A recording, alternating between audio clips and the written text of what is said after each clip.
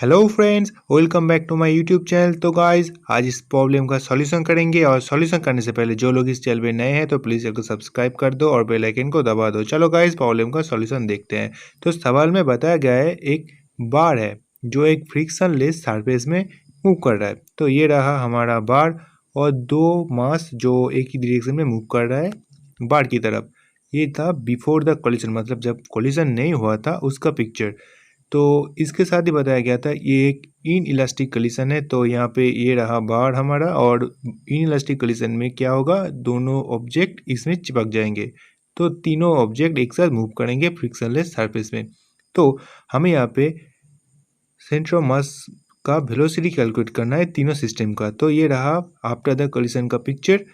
अब जो जो सवाल में डाटा बताया गया है उसे सबसे पहले लिख लेंगे, ठीक है।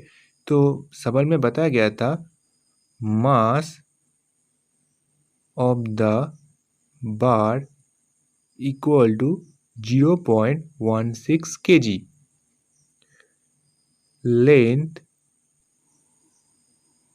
equal to 1.7 मीटर। तो लेंथ ज़्यादा यहाँ पे इम्पोर्टेंट नहीं होगा, ठीक है। तो m1 इक्वल टू 0.08, इन दोनों ऑब्जेक्ट में से किसी का मान लो m1 और दूसरे का मान लो m2 और दोनों का मास सेम है, इसीलिए हम लिख लेंगे m1 equal to 0.08 kg equal to m2। तो पिक्चर में लिख ही लेते हैं m1 एक का और दूसरे का m2, लेकिन यहाँ पे वेलोसिटी दोनों का अलग अलग है, इसीलिए यहाँ पे v1 को लिख लेंगे। मतलब m1 का वेलोसिटी है 10 मीटर सेकेंड इनवर्स और v2 m2 का वेलोसिटी है 6 मीटर सेकेंड इनवर्स। देखो गाइस, हमें यहाँ पे जो सेंटर ऑफ मास का जो वेलोसिटी कैलकुलेट करना है वो है आफ्टर द कलिशन, मतलब ये जो पिक्चर देख रहे हो वहाँ पे।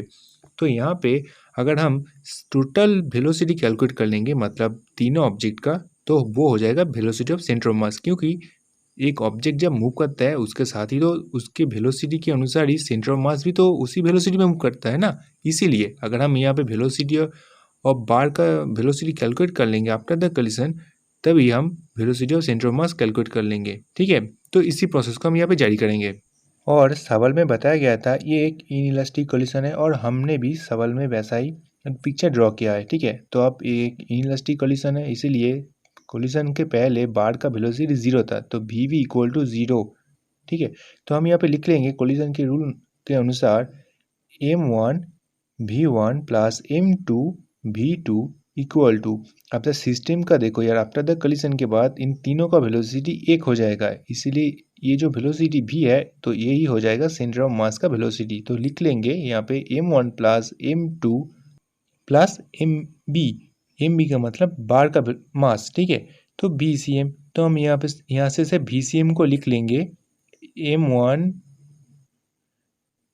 v1 plus m2 v2 by m1 plus m2 plus mb।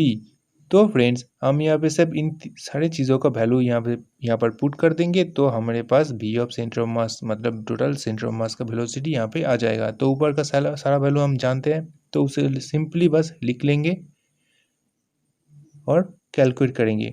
तो vcm का वैल्यू यहाँ पे आ जाएगा 4 मीटर पर सेकेंड। तो गाइस ये रहा सेंटर ऑफ मास का वेलोसिटी फाइनली। तो सवाल में देखते हैं ऑप्शन बी है इसका आंसर। सो फ्रेंड्स हमने इस प्रॉब्लम का सॉल्यूशन कर लिया। तो I hope you enjoy this video. So please like share and subscribe this channel आगे की मैथमेटिकल अपडेट के लिए। तो आज यहीं पे रुकते हैं।